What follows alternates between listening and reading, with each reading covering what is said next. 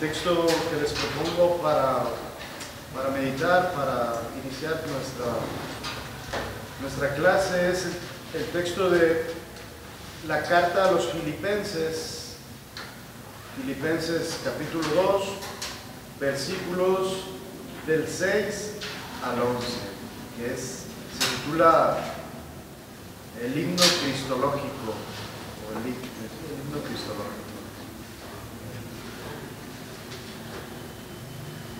Tened entre vosotros los mismos sentimientos de Cristo, el cual, siendo de condición divina, no codició el ser igual a Dios, sino que se despojó de sí mismo, tomando condición de esclavo, asumiendo semejanza humana, y apareciendo en su porte como un hombre. Se rebajó a sí mismo, haciéndose obediente hasta la muerte, y una muerte de cruz. Por eso Dios lo exaltó y le otorgó el nombre que está sobre todo nombre, para que el nombre de Jesús toda rodilla se doble, en los cielos, en la tierra, en los abismos, y toda lengua confiese que Cristo Jesús es el Señor, para gloria de Dios Padre. Palabra de Dios. Te alabamos, Señor. Meditemos un poquito. Estamos en Filipenses 2, capítulo 2, versículos del 6 al 11.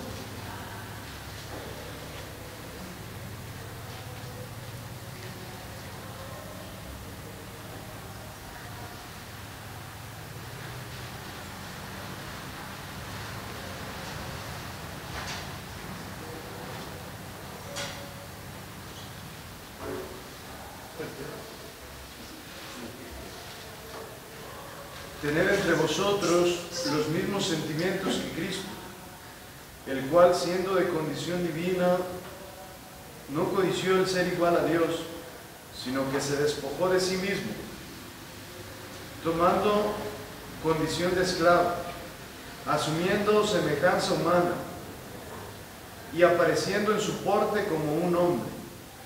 Se rebajó a sí mismo, haciéndose obediente hasta la muerte, y una muerte de cruz. Por eso Dios lo exaltó y le otorgó el nombre que está sobre todo nombre, para que en el nombre de Jesús toda rodilla se doble, en los cielos, en la tierra, en los abismos, y toda lengua confiese que Cristo Jesús es el Señor, para gloria de Dios Padre.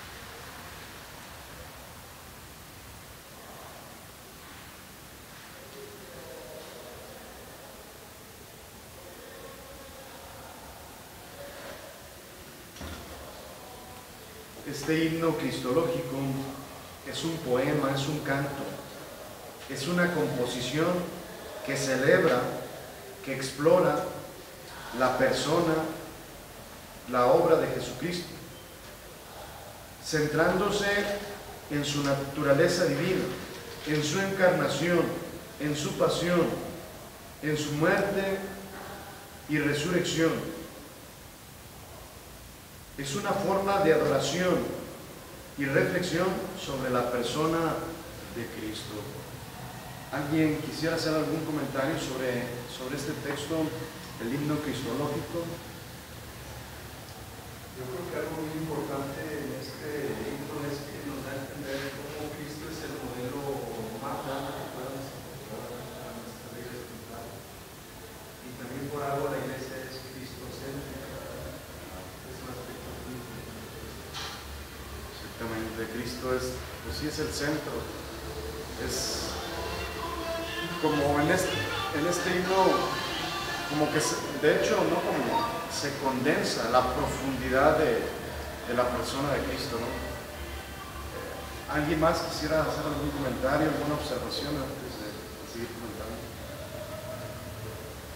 De hecho, es una de las oraciones que se me hacen a mí muy fuertes, que vienen en el preces, en el apostolado de María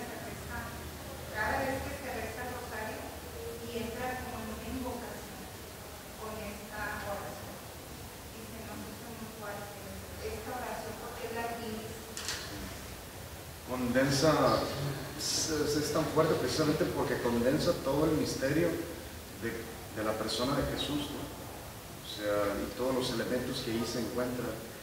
Por eso es fuerte. Te vamos a hablar un poquito más. ¿Alguien más alcanza a notar algo, ver algo sobre este himno cristológico que pudiera comentar? Yo creo que la grandeza y la humildad que tiene para haberse rebajado tanto, y cuando ahorita en la actualidad nosotros como que sentimos que no podemos llegar tan abajo. Sin embargo, muchos de nuestra cuenta nunca nos dejaríamos crucificar, y él se rebajó tanto hasta permitir ser crucificado para salvarnos a nosotros. Es un aspecto, la humildad de Dios. Ahorita lo vamos a profundizar, pero es cierto. El demonio no toleró que Jesús se hiciera hombre. O sea, el demonio no toleró que Jesús se abajara, que se hiciera una criatura. O sea, siendo Dios. O sea, por eso el demonio ante Jesús no lo tolera, o sea, no se resiste. Porque Jesús es, digamos que es la humildad por excelencia, ¿no? O sea, si hay alguien humilde, o sea, podemos ver a la Virgen María, que ella es humilde. Yo creo que de las criaturas ella es la más humilde, pero ella es humilde porque Dios es humilde. O sea, Dios se abaja, se hace uno como nosotros, o sea, y esa es como la cosa que no entendió y no entiende el demonio. O sea, por eso, si el demonio es soberbia, Jesús es humildad. Por eso el demonio no tolera a una persona humilde. De hecho, con una persona humilde el demonio no le hace nada, ¿sabes? Es curioso. San Antonio Abad, de los Padres del Desierto, fue un hombre pues de mucha oración y de mucha profundidad en su relación con Dios, pero cuentan una anécdota de él, que un día se le presentó el demonio y no sé si obviamente lo agredió, era en forma de persona, lo agredió físicamente y le dio una bofetada. Y San Antonio Abad, pues obviamente ante eso, ¿qué es el primer impulso? Pues así me pegaste, pues ahí te va, o sea, humanamente hablando es como el impulso, ¿no? Ante eso, ¿no? Y dicen que pues era el demonio, ¿no? Él le identificó que era el demonio. No, era un poseído, le llevaron un poseído y el poseído le puso un fregazo. Y él, pues en vez de decirle, te harto y te amordazo, o sea, él dice que le puso otra horquilla, ¿no? Y que ella no resistió. Inmediatamente el demonio salió de la persona que estaba siendo atormentada, ¿no? O sea, como la humildad, o sea, una persona que crece en la humildad, es decir, en el abajamiento, pues es una persona que más se asemeja a Dios. Entre más humilde sea una persona, más se asemeja a Dios. O sea, si tú lees, por ejemplo, el cántico del siervo sufriente, que lo vivió Jesús, o sea, este cántico de Isaías, nomás no recuerdo en qué parte de Isaías, pero, o sea, no le quité la cara a los que me ultrajaban, o sea, recibí salivazos, escupitazos, o sea, ¿qué es su mecha? O sea, lo que Jesús vivió fue realmente una humillación. Y a lo mejor ahí requiere pues discernimiento, porque en otro momento, por ejemplo, Jesús no responde con violencia, jamás. Nunca les dice, hijos de su madre, ¿por qué me pegan? Pero, por ejemplo, cuando tiene ese diálogo no me acuerdo si fue con Pilatos, donde un soldado le pega, ¿no? Y Jesús le dice, oye, ¿por qué me pegas? Cuando lo presentaron. Es ante los sumos sacerdotes, ¿sí? O sea, Jesús le dice, o sea, Jesús pone un límite, pone un alto, le dice, a ver, ¿por qué me pegas? Si he hablado mal, dime en qué pecado, en qué he hablado mal, y si no, ¿por qué me pegas? ¿No? O sea, Jesús no responde a la violencia, Jesús no responde al impulso, al impacto, pero sí pone un límite, dice, a ver, ¿por qué me pegas? No tienes razón ni motivo de pegarme, ¿no? O sea, pone un límite. O sea, la forma de nosotros pudiera ser inmediatamente la violencia, el insulto, pero Él pone un límite. Sin embargo, Jesús sufrió una humillación, la humillación más tremenda la vivió Jesús. Por eso no le tengamos tanto miedo a las humillaciones de repente. Cuando de repente te critican, cuando de repente te hacen sentir mal, cuando de repente no te toman en cuenta, sabes que es una oportunidad también para crecer en la humildad. En la humildad. Todos podemos crecer en la humildad. O sea, el maestro es Él. El maestro es Él. O sea, Él obviamente, o sea, no se dejó pisotear, pero sin embargo no tuvo de otra manera. O sea, sufrió esa humillación. Pero ante los golpes, ante los salivazos, ante el... O sea, Él no...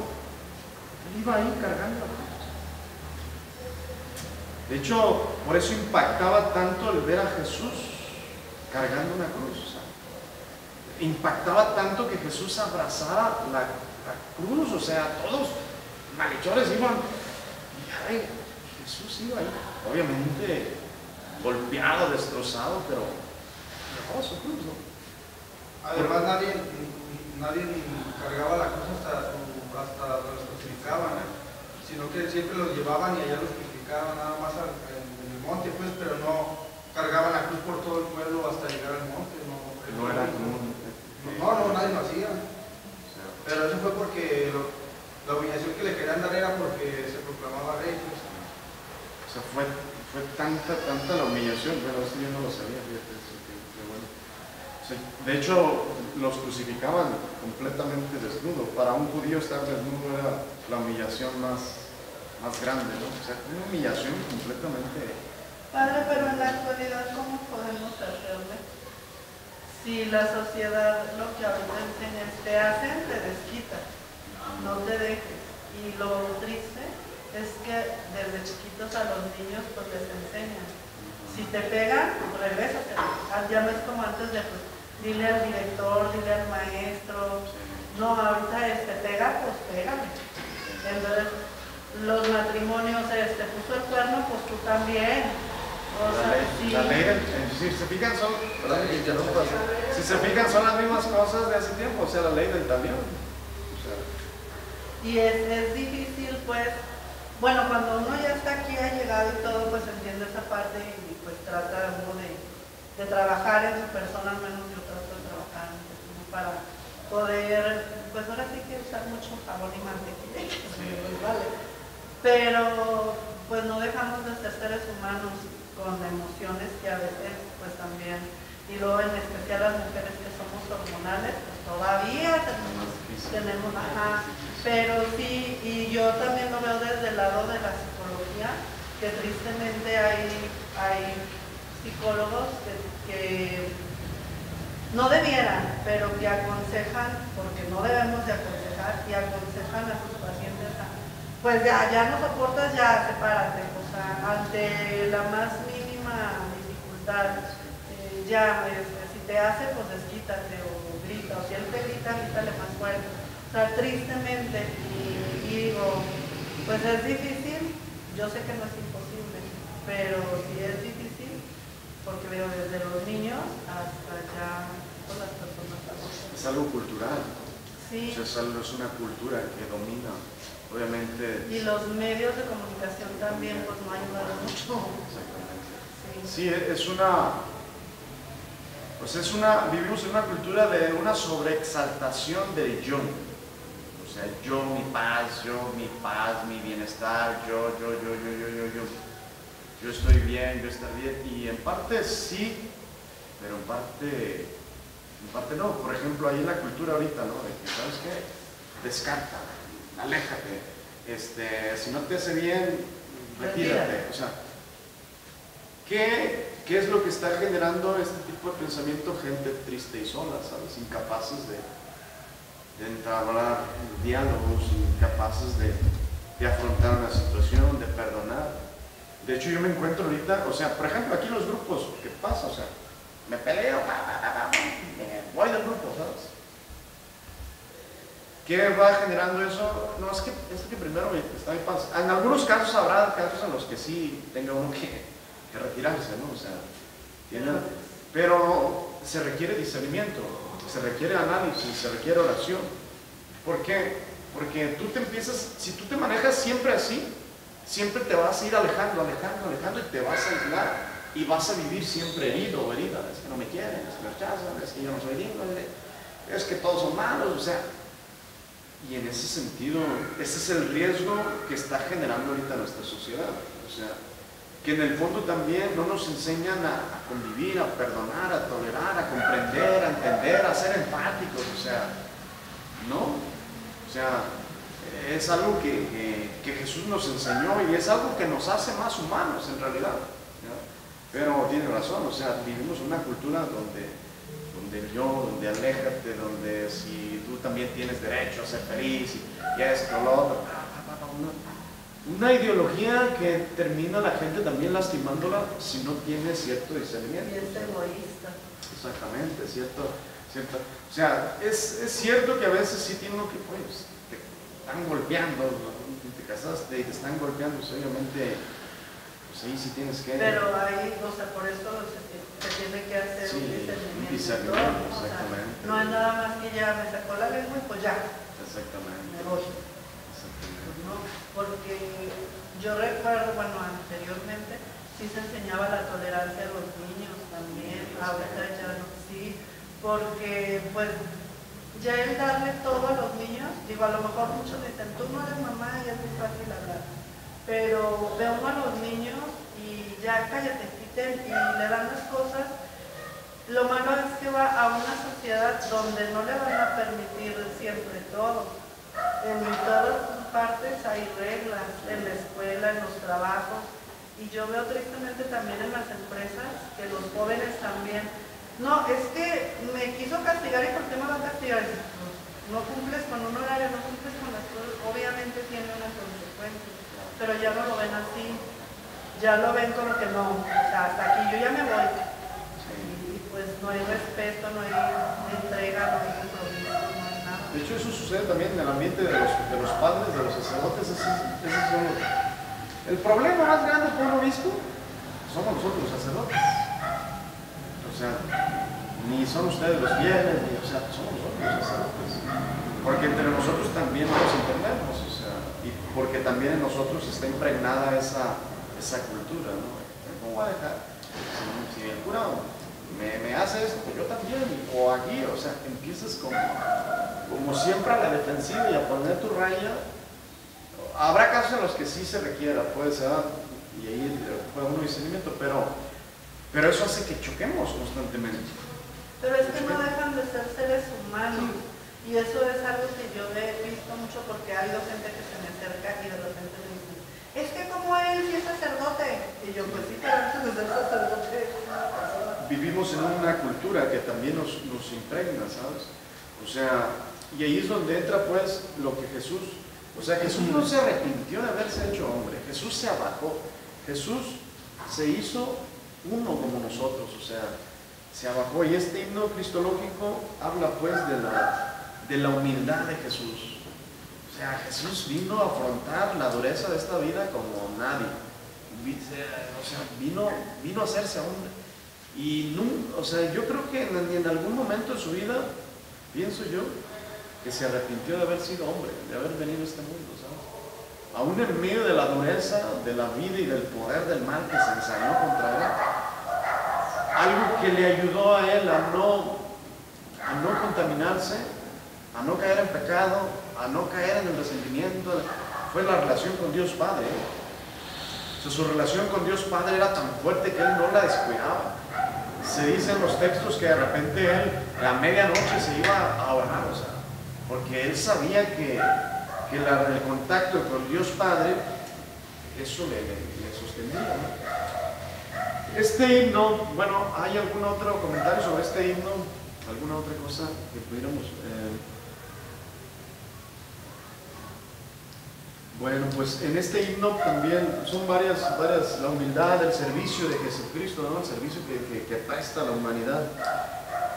Celebramos sobre en este himno se encuentra como el corazón de la persona de Jesús, de lo que es Jesús en su pasión, su muerte, su encarnación, su pasión, su muerte, su resurrección. Y habla, pues, se condensa de la persona de Cristo. Vamos a iniciar ahí en la página 2. Algunas cosas ya las comentamos la semana pasada. Hablábamos un poco acerca de la persona de Jesús.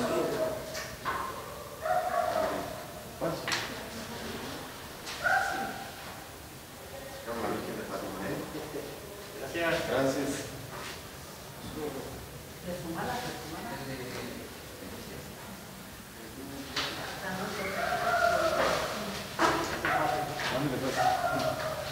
Algunas cosas ya las habíamos comentado. En esta primera parte vamos a ver quién fue Jesús. Dice ahí, hubo un hombre que nació en un establo, hijo de una campesina y de un humilde carpintero. Se crió en una pequeña aldea llamada Nazaret, donde trabajó con su padre. Hasta los 33 años, por 3 años fue predicador ambulante. Y en el primer cuadrito le ponen Nazaret.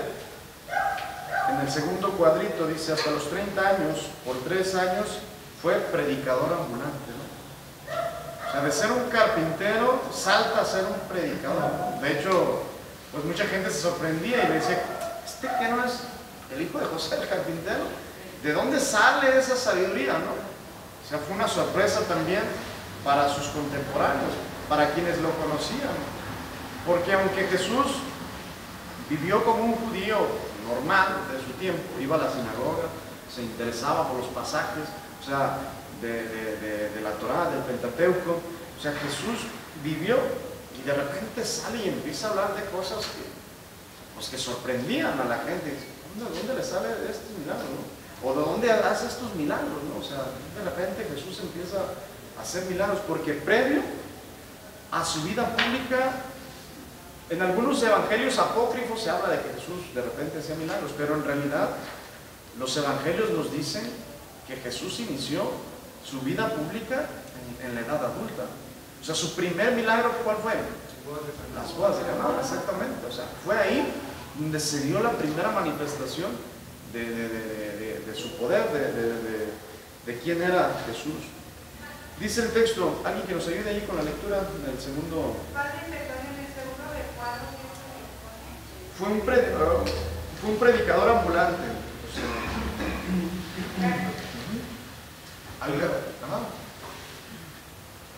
Nunca escribió un libro, nunca obtuvo un cargo público, nunca formó una familia, no fue a la universidad, nunca visitó una gran ciudad, nunca viajó más de 300 kilómetros desde el lugar donde había nacido, no hizo ninguna de las cosas que ordinariamente asociamos con la grandeza, no tenía otra carta de presentación más que a sí mismo, tenía solo 33 años cuando la marea de la opinión pública se volvió contra él. Sus amigos escaparon. Fue entregado a sus enemigos que se burlaron de él y lo sometieron a juicio. Fue clavado en una cruz entre los ladrones. Mientras moría, sus verdugos sortearon entre sí sus túnicas, su única posesión en esta tierra. Una vez muerto, fue enterrado en una tumba prestada gracias a un amigo.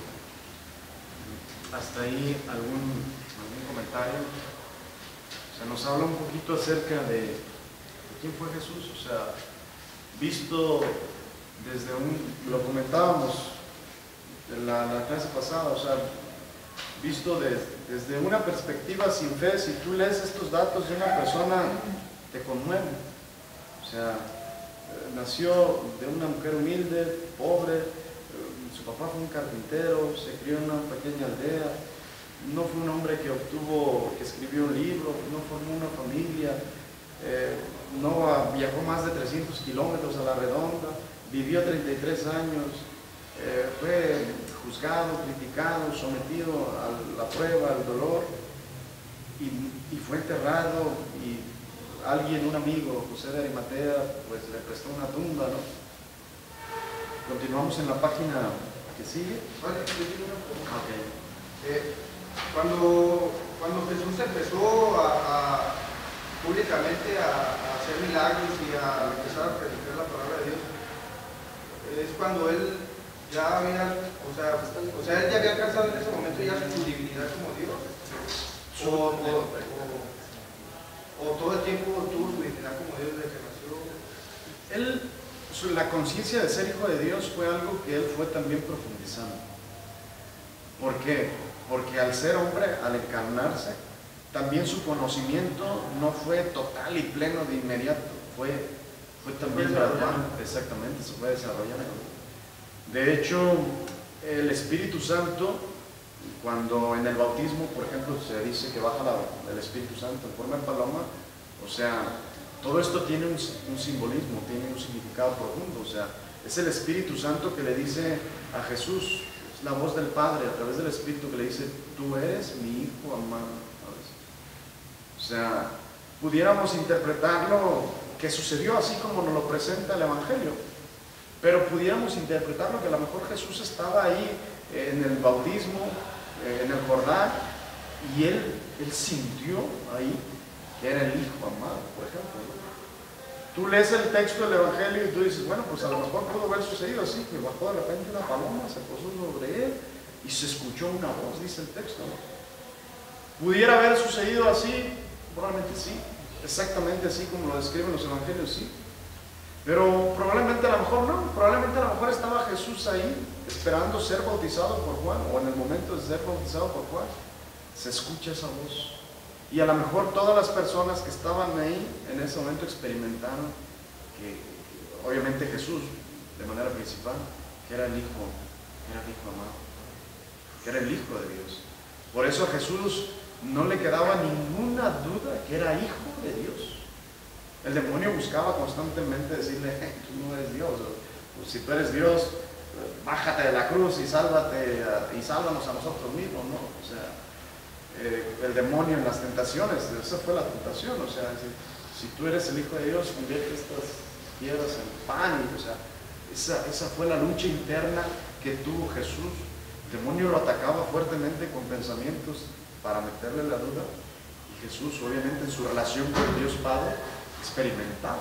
Entonces, te podría decir que, bueno, en el bautismo que tuvo con Juan, él recibió el Espíritu Santo. Obviamente al recibir el Espíritu Santo, pues recibe el poder de Dios, y por eso de ahí empieza su vida pública. Su relación como Dios con el Espíritu Santo nunca se separó de él. Como hombre, como ser humano, obviamente en ese momento recibió la luz del Espíritu Santo y fue como la clarificación, el constatar todo lo que él ya había vivido desde pequeño, lo que a lo mejor la Virgen María también le había comentado, cómo había venido a este mundo, ¿no? O sea, probablemente el Espíritu Santo ahí ya reveló claramente, ¿no? A nivel personal para Jesús, pero también a nivel comunitario. Probablemente ahí Juan también percibió que era el Hijo amado del Padre, ¿no? Padre, ¿por qué? Padre, yo me imagino que fue, o sea, que todo el tiempo supo, porque cuando él se quedó en el templo, que se quedó lejos de con sus papás, que se regresaron y le llamaron la atención, él dijo, ¿por qué me buscan? No saben que debo cargarme de las cosas de mi padre. Entonces, él nada más en el bautismo, cuando fue ahí, ya hasta San Juan sabía que él era. Y él le dijo, esto conviene para que la gente sepa. Él ya lo sabía, pero la gente no. Entonces él, yo me imagino que desde un simple, él sabía. Ya había una conciencia de ser. No, de saber sabía desde su nacimiento, porque tus papás sabían que no él era era elegido. Pero yo lo que me refiero es a que, o sea, la divinidad que él ya obtuvo para poder hacer esos milagros y empezar a predicar, porque pues, nunca se vio en ningún lado que él estudiara o que él hubiera sido un alumno de algún maestro o algo. Y toda esa sabiduría le llegó de su divinidad, de parte de Dios. También, exactamente. Por su condición divina. O sea, siempre lo supo, su condición divina siempre supo que era el Hijo de Dios. Pero también él, fíjense, la humildad de Jesús. O sea, Jesús pudo haberlo tenido todo claro inmediatamente. O sea, no tengo ninguna duda. Pero en su condición de hombre también era un conocimiento gradual, ¿no? Jesús era tan humilde y buscaba tanto hacer la voluntad de Dios que no hizo probablemente algún milagro previo hasta que el Señor no le indicara, o sea, que Dios Padre, que era el momento. O sea, Jesús lo tenía bien claro, se lo dijo a la gente. Cuando María le pide el milagro de la boda, dice que no es su momento. Que no es su momento, exactamente. O sea, Jesús no quiere protagonismo, Jesús no quiere sacar el poder y empezar a hacer cosas. O sea, lo que menos quiere es que lo vean a él como alguien que hace milagros solamente, ¿no? Lo que menos quiere él hacer. Ni que la gente lo busque solamente buscando los milagros, sino que la gente lo descubra como más a profundidad, ¿no? Porque, fíjense, esto tiene una aplicación también para nosotros, en nuestra relación con Dios. De repente en nuestra relación con Dios podemos querer o queremos buscar de repente cosas espectaculares. Y Dios las da, porque Jesús hizo milagros, se manifestó y lo hace. Pero no es la forma ordinaria de Dios. Dios habla en el silencio, en la quietud, en lo ordinario, en lo que parece ordinario, ¿no? Ahí Dios se habla, y ahí es donde Jesús quería o quiere ser descubierto, ¿no? O sea, Jesús cuando ve que la gente lo anda, por eso les dice a la gente, no digas que yo te curé, no digas que, o sea, no lo digas, porque esto dificulta a la gente que comprendan cuál es mi ser, cuál es mi misión, ¿no? Entonces, Jesús tenía esa sensibilidad muy profunda para discernir en qué momento, ¿no? En el momento en que matan a Juan, ¿me permiten contestar? No. ¿Sí o no? Todo nos va a contestar. O sea, en el Sí, momento, padre, con confianza. o sea, en el momento en que asesinan a Juan, Jesús sabe que es el momento, ¿sabes? Fíjense, así Dios actúa, ¿saben? O sea, no siempre el modo de entender y discernir en qué momento actuar no siempre se da en circunstancias pacíficas, ¿no? O sea, fue en una tragedia, en una circunstancia donde Jesús lo entendió como un signo, donde él tenía que hablar. Y él sabía que iba a empezar a tener conflictos. De hecho, Herodes también, en algún evangelio le dijo, en algún pasaje del evangelio, lo escuchamos donde Herodes lo manda a callar. Y Jesús le dice, vayan y díganle a ese zorro que seguiría hablando aquí, o sea, no va a detener el plan de Dios, ¿no? O sea, entonces Jesús entendió perfectamente que ese era el momento para actuar. ¿Qué quiso decir con zorro? Si estabas poniendo una prueba, que no salías en palacio, ¿no? No sé, sería bueno investigar ahí el texto. No sé si se le escuchaba más mejor si una mujer, ¿no? ¿Qué va a dejar?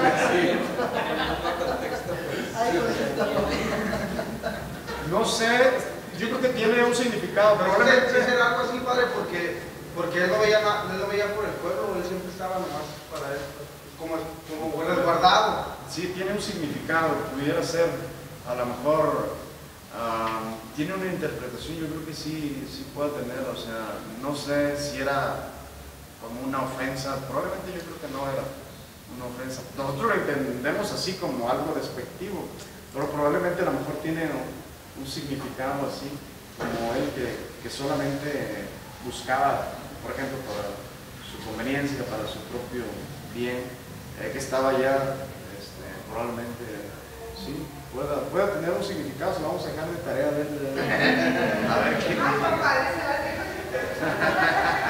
que nos investigue ahí qué significaba eso. Miren, en la página siguiente, en la página 3 dice, bueno, María iba a comentar algo. No, eso que la palabra dice que a los 12 ella predicaba y los adultos, los que sabían, se quedaban impresionados. Sí era diferente, sí era súper dotado como... Sí había algo en él, porque sí, el texto lo menciona, sí. O sea, yo creo que de todos modos había algo en él. Obviamente la gente no lograba percibir, excepto Simeón y Ana. Simeón y Ana en el templo, ellos sí percibieron que era el Hijo de Dios. Probablemente los fariseos lo escuchaban a él y lo escuchaban y a lo mejor les sorprendía la sabiduría que él manifestaba, ¿no? O sea, pero no lograban entender o captar que era el Hijo de Dios, excepto estas dos personas, Simeón y Ana, que dice el texto, estaban llenos del Espíritu Santo. Ellos sí percibieron que era el Mesías, el Emmanuel. ¿Por qué? Porque la Virgen María nunca tomó a Jesús y les dijo, hey, aquí está Dios, o sea, no lo hizo así. O sea, fue el Espíritu Santo el que fue obrando para que las personas, Simeón y Ana, lo descubrieran, y cuando Jesús creció, pues las demás personas lo declararan como el Hijo de Dios. Además no podía hacer manifestaciones tan pequeñas porque, bueno, no que no podía hacerlas, sino que no debía hacerlas porque lo hubieran matado de chico y no hubieran cumplido la misión. Probablemente también. Porque si hubiera hecho manifestaciones de pequeño, pues desde pequeño lo hubieran buscado los magos también. Como algo, lo hubieran visto como algo raro de repente. O peligroso, y como era un niño, pues más fácil lo... Sí, de hecho... Cuando Herodes mandó matar exactamente. a todos los niños, Exactamente. porque él matarlo a él. Exactamente. Entonces, si Jesús haya manifestado los milagros, probablemente sí se hubiera truncado su misión como... Exactamente, porque su misión de Jesús no era venir a hacer milagros. O sea, eso fue un extra. no, en realidad era un signo. No era la finalidad de Jesús venir y restaurar aquí a todos, o sea, no. Porque la misión de Jesús no terminaba solamente en la cruz. La misión de Jesús no era solamente venir y, como decía el marxismo, hacer un cielo aquí en la tierra, ¿no? O sea, Jesús, no, la misión de Jesús era mucho más profunda que sanar a una persona. O como esperaban los apóstoles, ¿no? Levantarse en armas y quitar al gobierno, un reino aquí en el mundo. aquí en la tierra. Exactamente. Porque la misión de Jesús era más profunda. Fíjense, yo tengo una teoría. Por ejemplo, los sacramentos actúan de una manera profunda en el alma. Es tan profunda que no lo percibimos físicamente. Y la acción del demonio parece que es profunda y fuerte, pero es tan frágil, digamos, que se manifiesta visiblemente. Por ejemplo, una posesión, ¿no? Una brujería. O sea, yo he pensado eso, digo, la acción de Dios más profunda no se manifiesta de manera ordinaria. O sea, los sacramentales tienen un poder, sí, y de repente si alguien tiene una brujería, le echas agua bendita o come sal y vomita. Pero porque una brujería no logra dañar a la persona a su profundidad, por ejemplo, ¿no? Y el pecado sí. El pecado sí, ¿no? O sea, la acción de Dios más profunda no va acompañada de signos y milagros prodigiosos, ¿sabes? O sea, Dios lo permite, ¿sí? Como un signo para manifestar que Él era el Hijo de Dios, ¿no? De hecho, mucha gente, por ejemplo, eso tiene una aplicación también, lo podemos bajar aquí. O sea, mucha gente, vamos a las misas de sanación y de liberación, y ya, para que de repente me tocó escuchar, la vez que a mí me tocó dirigir el cielo abierto, ¿no? O sea, no, aquí me dijo una señora, yo escuché a una gente ahí cenando los tacos. Dice, ese es un cielo abierto. Nosotros queríamos más poder, o sea, la gente como que... Acción, exactamente, ¿no? O sea, como la gente busca cosas muy superficiales, ¿no? Y la acción de Dios se da en lo más profundo, en lo menos ruidoso, en lo menos aparatoso, ¿no? Pues a mí ese cielo abierto se me hizo más potente, no es por halagarlo ni nada, pero así como esos que dijeron eso, muchas otras personas hicieron el comentario contrario. Yo se lo comenté a alguien y esa otra persona me dijo, estoy pensando por la, no sé, o sea, no sé. Y no está mal que se den manifestaciones fuertes, porque se dan, y no quiere decir que esté mal, que sí se dan liberaciones, sanaciones, no está mal, pero la acción de Dios más profunda se da en más allá. Pero también la gente, la mayoría, no todas, pero la mayoría de los que vienen al cielo abierto son gente que solo viene cada 2 meses al cielo abierto. Y solamente para, como dice el Señor coyuntura, para sentir bonito. Tristemente. O para ver algo. O para ver, a ver si siento que se oyen ruidos o que... A ver si siento que existe el diablo. Vale, pues cuando guste montamos una obra buena. Corregirnos se pinta solo. Te vas a disfrazar de comer. Si lo que quieren es show, les damos show. Ya todo es moda. A ver si nos convencimos. A lo mejor así se asustan y ya no vienen. Sí, porque fíjense, una cosa. Desnudos y de todo. Y ahí lo vamos subiendo impresionante. Depende de la gente que veamos. Pero, o sea, No sabe lo que dice, señor. A ver quién es esa señora, pásenme su número. pero es cierto, o sea, pero es una persona que tiene una relación profunda con Dios ya no necesita ese tipo de cosas. Incluso, por ejemplo, decía Santa Teresa, aunque no sienta, déjenme que conteste aquí al seminarista, ¿eh? Sí, bueno, dígame, estoy aquí en clases, ¿qué pasó? Digo, antes de la capilla a la derecha. Haz de cuenta que la primera cuadra a la derecha. Ajá. Es una casa, pues es un predio grande, yo creo, es de color azul, un portón blanco, tiene una malla grande sobre las paredes, pero es ahí en la primera,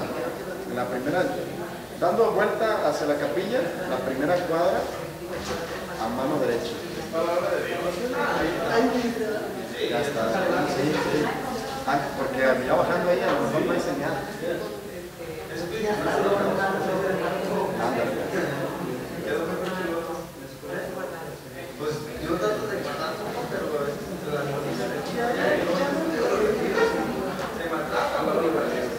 Ya, ponemos pausa. Volviendo otra vez al tema, o sea, Jesús hizo milagros, pero él casi la mayor parte de su acción hacía los milagros, fíjense, no movido por el espectáculo o para que se dijera, sino porque veía el dolor de la gente. Era el dolor, era tanta su empatía, era tanto su sensibilidad ante el dolor de la gente que sufría, o sea, lloró, por ejemplo, al ver a Lázaro muerto, ¿no? O sea, ver a sus hermanas destrozadas, ¿no? Se compadecía, exactamente. Vio a esa pobre mujer que era viuda, que había perdido a su hijo y la ve pasar, o sea, Jesús se compadecía, se le movía el corazón y en realidad por eso actuaba y hacía milagros, o sea, no era movido por... Padre, pero ¿y la que le roba el milagro? Pues ahí, por ejemplo, Ella era de mucha. por la fe de la Porque persona. él no hizo nada. Exactamente. Pero La fe de ella fue la que le robó el milagro. O sea que a lo que yo voy pues es que aunque él no lo hubiera hecho, si los que tenían fe, él les puede hacer un milagro. Sí, porque ella tenía fe en él. En realidad, también, por ejemplo, hay algunos milagros que actúa Jesús Sin querer. sin que se lo pidan. O Sin sea, la por ejemplo, intención de hacer. en este caso, Ella. en el caso de esta mujer viuda, o sea, en realidad dice el texto que iba y él se acerca. Pero en otros casos, casi en la mayoría de los casos, le dice a esa mujer, vete en paz, tu fe te ha salvado. O le dice, ¿quieres? También. Exactamente. O sea, los interpela. Pero,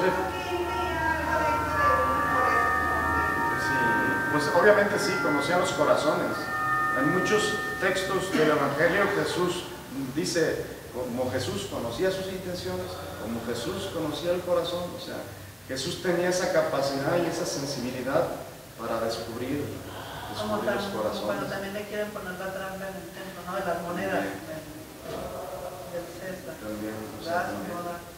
Sí, o sea, algo que tenía Jesús y que han tenido algunos santos era la capacidad de leer los corazones, de entender los corazones, ¿no? El Padre Pío, por ejemplo, era una persona que tenía ese don de Jesús, pero él tenía esa capacidad de leer los corazones. Pero sí, o sea, Jesús actuó siempre, siempre de manera callada, siempre de manera disimulada, siempre. Porque la manera de actuar de Dios, más callada, es más profunda. Es más profunda. Yo así lo he comparado, esto es un razonamiento mío, o sea, comparando, por ejemplo, los sacramentales. Los sacramentales tienen un efecto y un poder.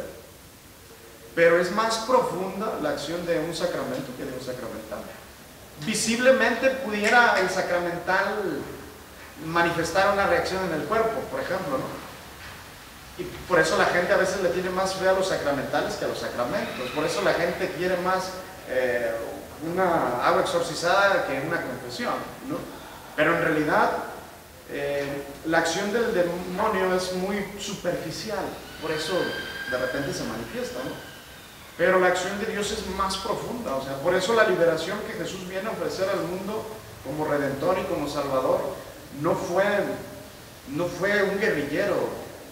¿Por qué? Porque eso no iba a la raíz del problema, a la profundidad de lo que el ser humano realmente necesitaba.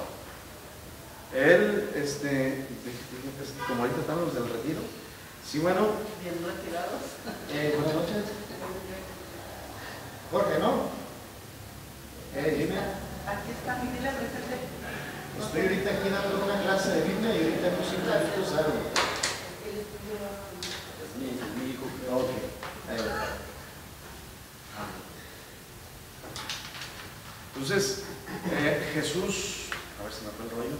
Oiga, padre, aprovechando que se le fue el rollo, dice San Pablo que mientras más nos olvidamos de las cosas del cuerpo, más nos encontramos con Dios. Sí. Por ahí va relacionado, yo creo también este mismo pensamiento que estamos ahorita meditando, o sea, probablemente sí, porque entre más, no es que desprecies al cuerpo, porque no se trata de despreciar el cuerpo, sino de cuando tú ves tus necesidades, tu realidad bajo la luz de Dios, cambia tu manera de entender tus necesidades, tu manera de entender realmente, porque lo profundo de una persona obviamente se necesita comer, se necesita vivir, se necesita sobresalir, o sea, trabajar, o sea, no lo podemos. Sin embargo, cuando la persona también se abre a Dios, también Dios le va haciendo ver y creer en la providencia de Dios, ¿no? O sea, hay gente como muy sensible a la presencia de Dios, que descubren en cualquier detalle, o sea, la presencia de Dios, y es gente que vive bajo la sensibilidad del Espíritu Santo, ¿no? O sea, por ejemplo, lo que te pasó a ti con tu amigo, el que se cayó, ¿no? O sea, un signo muy... ¿Te acuerdas de lo que me platicaste? Ya no andaba coneando. Te iban a operar y que te ibas a tocar y que no sé qué, ¿te acuerdas? Sí, su esposa. Es un signo muy claro de cómo Dios intervino pues fuertemente, ¿no? O sea, y así es, o sea, el Espíritu Santo nos ayuda a descubrir pues la presencia de Dios, la providencia de Dios. Y cuando habla San Pablo pues de desprenderse del cuerpo o de las necesidades, no quiere decir que despreciemos nuestro cuerpo o que digamos, no, sino que lo entendemos a profundidad realmente, ¿no? O sea, realmente entendemos cuál es la realidad de nuestro cuerpo, cuál es la realidad de las cosas materiales, cuál es la realidad de este mundo, ¿no? De hecho, en el libro que nos mandó de combate espiritual también viene, o sea, hay muchísimo y habla poniendo lo que dice ahorita Jorge, analizar cada cosa, meditarla y hacerlo, ponerlo en Dios, pues, no hacerlo como desde mi parte, desde mi punto de vista como persona, sino poniéndolo con Dios, y se me hace súper interesante porque sí, a veces uno se equivoca, bueno, siempre se equivoca mucho y los pensamientos, pues podemos interpretar las cosas a nuestra conveniencia, ¿no? Pues este libro que he estado leyendo, y es muy fácil de entender y poniéndolo en práctica, pues es muy interesante. como dice Jorge ahorita, ¿no? Irse desprendiendo de... Y no porque, como dicen, no está mal, pero pues sí hay que tomar las cosas. Porque aprendes como a confiar más en Dios. Aprendes, de hecho, ese es el de que está leyendo. Sí, ¿O el de la tiempo con Dios o el de no, la combate espiritual. el de combate espiritual, sí. O sea, aprender a ver la vida. En realidad en eso consiste la vida, en un constante abandono en Dios. O sea, entre más confíe la persona y se abandone en Dios, menos serán sus preocupaciones. O sea, en realidad las preocupaciones son porque nuestra confianza es, somos frágiles, somos bien pequeños y cualquier cosa nos desestabiliza, pero en realidad es por nuestra falta de confianza en Dios. O sea, en realidad es eso. Porque Jesús lo dijo en otros textos, o sea, no me preocupados, ¿por qué comerán? ¿Por qué vestirán? Y si lo dijo es porque sucede, pero de eso a creerlo nosotros, pues la verdad que a veces sí. Y hoy el Evangelio hablaba también mucho de eso, ¿no? Nos angustiamos, pero no, bueno, no recuerdo bien. La primera lectura de San Pablo. Me equivoqué de lectura. Somos derribados, pero, o sea, seguimos, persistimos, no es nada más. Y eso es realmente tener ya la confianza en Dios. Es que una persona que espiritualmente Dios la somete a la prueba es porque quiere un desprendimiento completamente de sí mismo, ¿no? O sea, una persona que de repente sufrimiento tras sufrimiento y sufrimientos duros, o sea, en el fondo también el Señor dentro de su pedagogía quiere que esa persona se abandone completamente en Dios, ¿no? Por ejemplo, Santa Rita de Casia, ¿no? O sea, se murieron sus hijos, su esposo, todo, y de su madre, o sea, ¿cómo? O sea, a veces no entiendes cómo de repente Dios lleva a cada persona es distinta, pero a veces Dios nos lleva hasta Job, exactamente. O sea, los santos de repente un desprendimiento completamente de todas sus seguridades, de todo para que solamente sea Dios. Sea Dios, o sea. Pero eso está canijo. O sea, si uno le dijera a Dios realmente, Señor, aquí estoy, haz de mí lo que tú quieras. Prepara. O sea, yo así libremente decirle al Señor, no me digo lo malo que aguante, Señor, no me pongas mal. Hasta para llevar. Pero debería de ser así, o sea, decirle al Señor, Señor, aquí estoy. Primer mandamiento. Hacer tu voluntad. Padre, también ahí nos ayuda mucho el que si Él nos está diciendo lo que Él hace por nosotros y nos reafirma aún más con la aparición de la Virgen de Guadalupe que dice que te aplique, no estoy yo aquí, soy su mamá.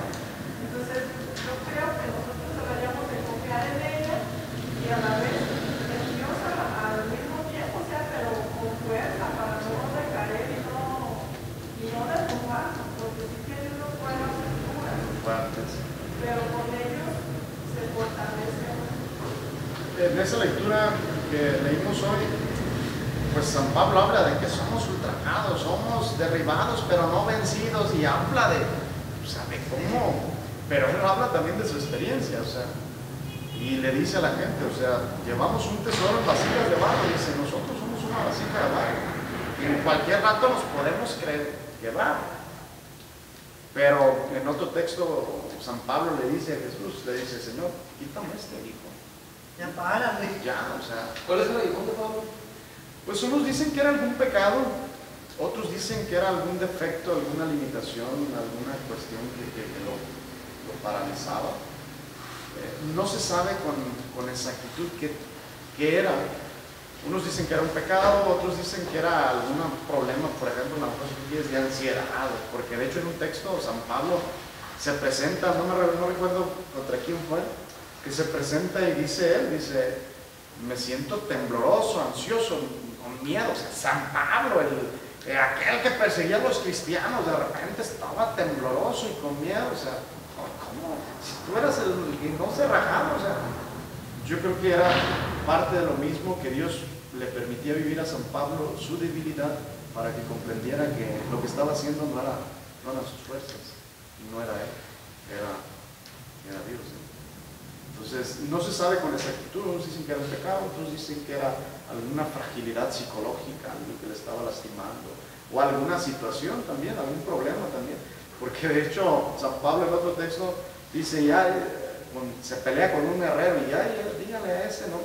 ¿Alguien se acuerda de ese texto? O sea, y dígale a fulano el herrero que me ha hecho el mal, que no sé qué es algo, dice San Pablo, no me acuerdo cómo eran las palabras. Pues tenía esas cosas. Pero no se sabe con exactitud cuál era el acto. Sin embargo, era algo que lo hacía a él sufrir. ¿Qué sería? Pues no sabemos.